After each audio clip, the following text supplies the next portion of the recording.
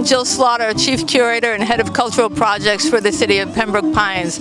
We're here today at Armstrong Dream Park to dedicate a bench to the memory of Terry T. Sherman. The city is just about to break ground on our new city center, and Terry was a proponent of the arts long before we were going to do that and have an art gallery there.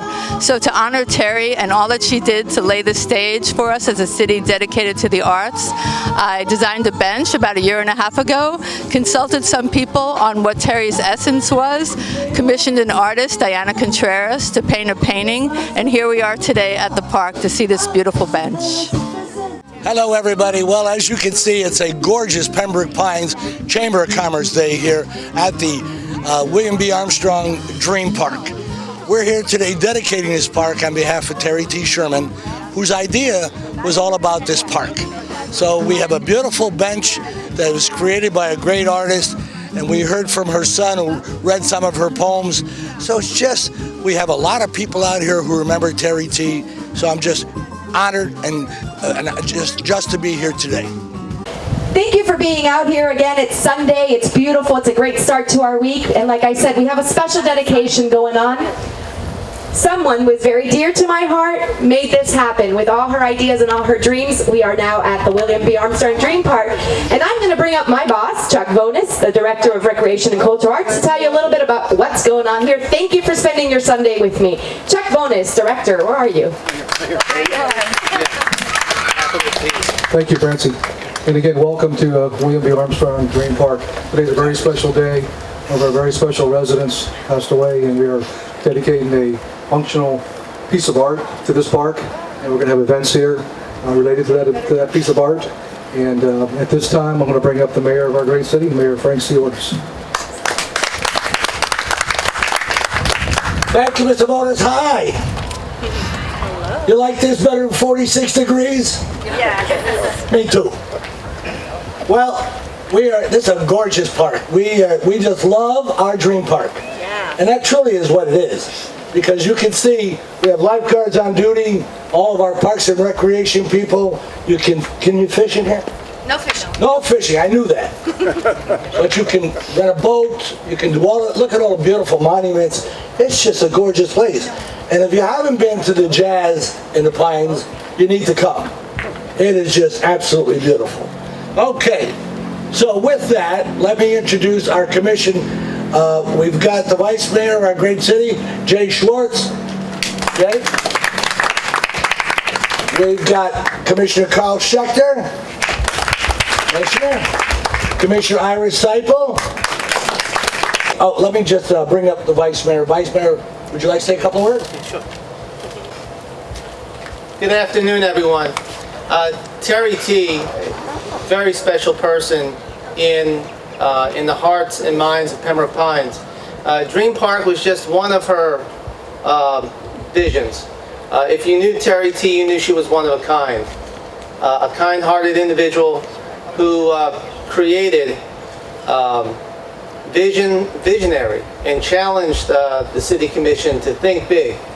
And I'm just pleased that we're able to honor her today, and that her memory will live on forever. Thank you. Thank you, Vice Mayor. Commissioner Schechter. The mayor reminded me that I have to be brief. It's an inside joke. Ladies and gentlemen, Terry T. Sherman was unique in this city or any city. The thing that comes to my mind when I think about Terry was that iconic line in the movie On the Waterfront when Marlon Brando says to his brother Charlie, "Charlie, I could have been a contender, I could have been somebody." Well, Terry T. Sherman was not a contender, she was a champion. And she was somebody. What I remember about Terry is I always looked forward to seeing what she was wearing. I don't think I ever saw her wear the same thing twice. And the other thing that I looked forward to when I saw Terry was what was her poem going to be for that week? Because she always had something to say. She was outspoken, she was smart, she was beautiful, She was charming, and she had class. When we on the commission did something right, she applauded us. When we did something wrong, she criticized us. And when we did something dumb, she scolded us. And she was always right. So today, although Terry is gone, with the dedication of that bench, she will never be forgotten. Thank you, Commissioner. Good afternoon, everyone. I always think when the mayor says be brief that it's always pointed at me, so oh well. I just want to thank you again for all coming out here today and to tell you a little bit about what I thought about Terry T., which was she certainly was a woman of mystery. We weren't quite sure what her before life was. She shared some of it with us, but there was always a mystery about her. Like, what did she come with? What did she bring to the table? What was she doing in Pembroke Pines, and why was Pembroke Pines so much of a loved spot for her? Definitely, she was flamboyant in her appearance, her clothing. I still remember very lovingly my grandson, who was very small at the time. We ran into her at one of the shopping places, and she always spoke to the children. They were always one of her biggest issues was the kids. And she had on her usual very flamboyant outfit. And as she walked away, my little grandson, who was probably about 4 at the time, said, "Grandma, why does that woman have on a belt that has hands on it?" And it was a beautiful embellished belt with hands, clasping hands on it. And I remember that to this day, that was really Terry T. She was beautiful, she embellished everything, and she always tried to make hands clasped to do things together as groups. She certainly started out here in the city with a group that was called Our Part of the Woods. And it was an organization that tried to bring homeowners together to talk about their issues and to get to the city representatives to let them know the issues and to how we could improve and fix those issues. One of her biggest loves, as I said, was the children. And as part of Our Part of the Woods, one of the little spinoffs from that was all the fundraisers and stuff that she did throughout the years that was able to be taken back to our teachers and our school systems to help them, because she knew that they always had to take so much money out of their own pockets in order to be able to give those extra things to our kids. So the kids were absolutely her love, nature was her love, and of course her family was her love. For those of you who had an opportunity to meet her husband, Don, he was quite a unique character as well. And I remember him often telling me, "I can't talk anymore, I have to go because I have to prepare Terry's meal." And he was a great cook and loved cooking for her, and it was a wonderful relationship that they had for many, many years. And their 2 children, she could not have been prouder of any of you. She never had a conversation that either Corey or Scott was not mentioned in that conversation, and what they were doing at the time and how proud she was of them. So she absolutely was an example of what folks in Pembroke Pines can strive to be, and we all loved her for all the things she brought forward. And today's opening here with this bench for her is so apropos, and everybody that comes into this park, which was really her baby, her brainchild, well, as they enter the park, will be able to see that and remember all the good stuff that she did and all that she hoped for Pembroke Pines. So we really have that to keep on her legacy, Mayor, and to keep forward with all the good things she liked. So thank you all, and thank you for coming out. Thank you. Thank you. Thank you. Before I introduce the family, let me say a couple of words. Terry T. was unique. I'm the longest sitting commissioner of any here, and I remember Terry T. so well. She lived in Grand Palms along with Donald, great mastermind husband. And Terry T. would come to me and say, it was my district, she would say, "You need to clean up the streets in Pembroke Pines." I said, "Well, if you feel so strongly about it, why don't you do it?" The next week, Terry T. had vests on. She brought it over to my office. I put a vest on, out in the streets. She had signs put up, cleaning up our city. And there we are on the streets, bagging garbage, picking up. Remember that? Up and down Pines Boulevard. Then she says, "You know, too many auto dealers in Pembroke Pines." Next thing I know, Terry T's got a bunch of people with picket signs about the auto dealers. Then she says, "You know what? too many restaurants in the city. Next thing I know, Terry T's got picket signs for too many restaurants. But I said, Terry, you can't get in on weekends. So somebody is, supporting these great restaurants in our city. If she can only be here now. If she can only be here now and see 167,000 residents of our award-winning city. And Terry T, as the rest of the commissioners have said, was just so flamboyant, but in her flamboyancy, she just was great. I mean, she came to the commission meeting and sat in the front row. And she had a poem for us every commission meeting. And I said to her, Ms. Sherman, with all due respect, you have 3 minutes. So she got up to the mic and she said, just remember who you're talking to, Mayor. And I did. So it is just my pleasure and our whole commission to introduce one of her sons, Corey, now to come up and give us a little more. Wants to read one of her most eloquent poems. I haven't heard it yet, but Corey, come on up.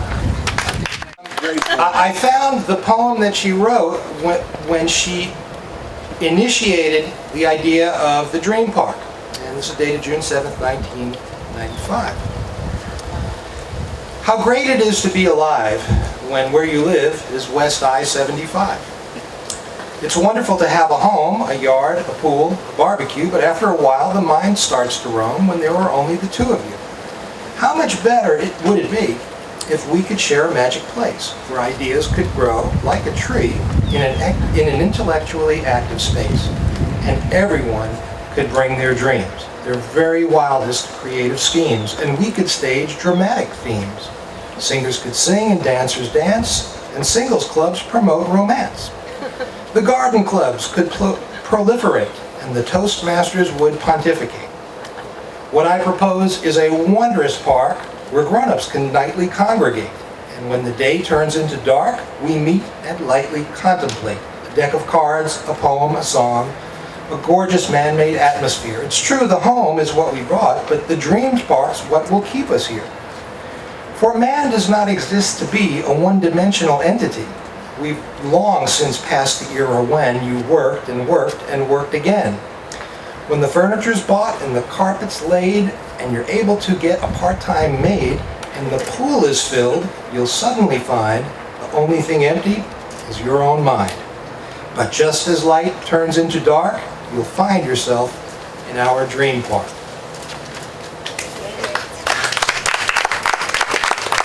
All right, here's the address that she gave on the date that the commission voted to approve this park. 'Twas the night before voting, and all through City Hall, the commissioners were floating. They were having a ball. There were parks to be built and money to spend, $17 million when laid end to end. The vote and the agenda was their bi-monthly duty to see which park would get what part of the booty. The swim park, a cool, watered-down $4 million. The baseball park, easily $7 million bill. Way down on the list at $1.2 million, the Dream Park revolves on the twist of a screw.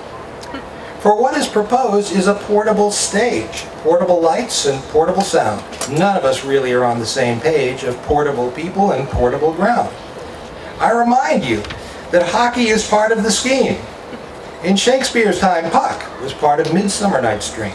Imagine Bill Shakespeare on Spring Valley's Dream Portable, where the noise of the hockey rinks renders speeches inaudible. I personally think this plan's unsupportable, and don't tell us a permanent stage ain't affordable. You question if 500 people will run to the Dream Park? I trust with all my heart, if you build it, believe it, they will come. Don't put us on notice that the park is triable.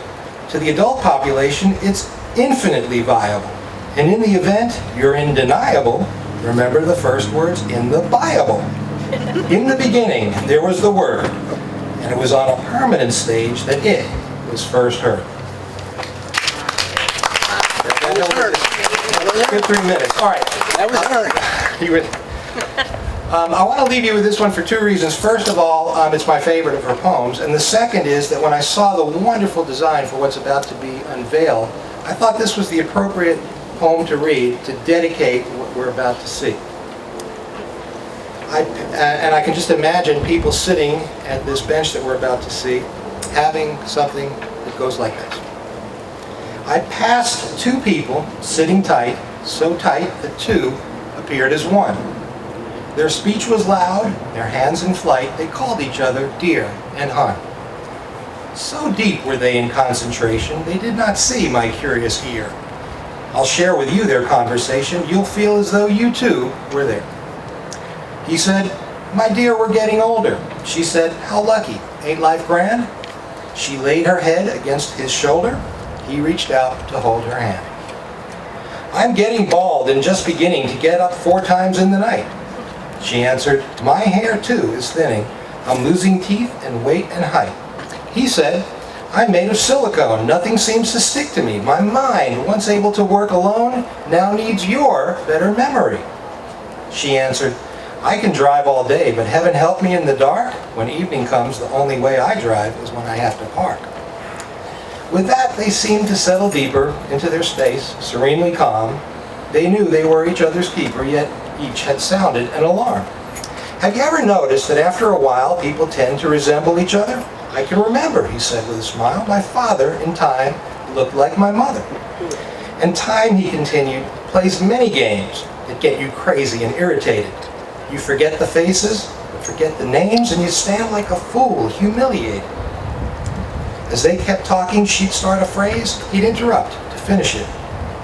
They turned it around 1,000 ways, but never seemed to diminish it. He'd say, just look, she'd say, no, wait. He'd try again, she'd hesitate. They talked as they had held the phone, yet neither of them ever spoke alone. The hour was late, yet still they sat, reluctant to give up the day. I had to leave, even knowing that they still had so much more to say. Isn't that what life's about? We never want good times to end. And even as I'm bowing out, I feel I'm leaving as a friend. We'll meet again. You might not see me lurking behind a listening tree. So be careful what you say and do. The next poem's subject may be you. Thank you very much for doing this. Well, thank you, buddy. Appreciate it. Thank you, sir. Thank you. That certainly was a rendition of Terry T. Let me just give a quick story before I introduce Jill Slaughter. Just imagine this park, fallow park, trees, nothing on it. And then the city commission, through the urging of Terry T., decides to build this dream park. Look to your left and you'll see a big berm, you'll see trees. There was a gentleman who lived over there that was so irate about this park that he ended up having a heart attack. True story. Had a heart attack. Made us build a berm and didn't want us to build this park. Do you remember? When we built this park, this gentleman came up to me personally and said, I was wrong. You were right. It's a gorgeous park. Terry T., as much as you were so great for children, and Donald, for everything you did, always for the kids, always, the mayor would get a call, Mayor, I need money. Terry, Mayor, you know, raise some money. And again, we'd raise some money, you know. So that was Terry T., and we love her. She's here. She's here. Oh yeah, she's here. And Donald's here, enjoying our park. All right, let me bring up Jill Slaughter. Jill, introduce, make some introductions. Good afternoon, I'm Jill Slaughter. I'm the Chief Curator for the City of Pembroke Pines, and it's nice to see so many people here in what began as just an idea by Terry T. And so now as Pembroke Pines begins to move forward as a cultural destination, breaking ground on our city center, which is soon to happen, it was about 1.5 years ago, I took some time to think, how do we honor the people who really set the stage for us to be a city that's dedicated to the arts? And I got some information about Terry T. Sherman, and I designed a bench, and then I commissioned an artist to capture the essence of Terry. And I said she loved children, she loved to read, she loved poetry, she was flamboyant, she was colorful, she loved jewelry, she wore big hats. And you're soon to see the image that the artist came up with based on the information that we gave her. We're so lucky that her son Corey was able to come down, and that so many people come here on a regular basis in a city that is truly dedicated to the arts. So I'm going to be programming events here at the bench. There'll be poetry readings, there'll be storytelling. If you are a storyteller, if you are a poet, if you are a singer, whatever you do, I'm easy enough to find on the city's website. Contact me, and I'll make sure that you get a chance to say your, whatever you do at the bench. Thank you so much. All right, we certainly want to mention Mayor William B. Armstrong, who the commission decided to name this park after, the Terry T. Sherman Dream Park, William B. Armstrong Park, and we're so proud of him as well. All right, let's go ahead and we'll go to the unveiling. All right, everybody follow us. We'd like to present the Art and Culture Board and our commission. We'd like to present you this rendering for your great mother, Terry T. Thank you so much. All right. Hello, my name is Diana Contreras. I am an artist here in South Florida. I was contacted by Jill Slaughter, the chief curator of Pembroke Pines, and I did this piece for Terry T. Sherman. She was somebody who really gave a lot to her community in the arts, music, and culture. She always wanted to enrich her community, and I was just so honored to be able to capture her essence in this piece, and just the way that Jill curated this, the way that she made the benches so beautiful. I'm very proud to be a part of it, and just an honor. Hi, I'm Corey Sherman, Terry T. Sherman's son. Today was a day where this wonderful plaque and bench in honor of my mother was dedicated. I could not have imagined a more perfect tribute to my mom than a beautiful bench like this where people can sit, read, and contemplate, with a painting that shows a flamboyant lady wearing a flamboyant hat. My mom was nothing if not flamboyant. She had a dream for a park where people could go and do what she called adult activities. Listen to music, have a picnic, have conversations, read, and look at beautiful scenery. This park is beautiful. This park is exactly what she imagined. And this bench, in loving memory of Terry T. Sherman, right next to the water and right in view of the stage, could not have been better designed. And of course, if anybody knew my mom, you'd realize this painting captures her essence like nothing else could. I'm so proud of her, and I'm so happy that the city did this for her.